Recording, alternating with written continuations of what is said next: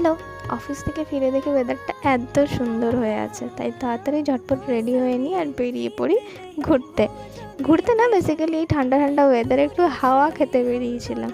এত সুন্দর ওয়েদারে কি আর ঘরে বসে থাকা যায়? তাই বেরিয়ে পড়েছিলাম একটু ঘুরতে।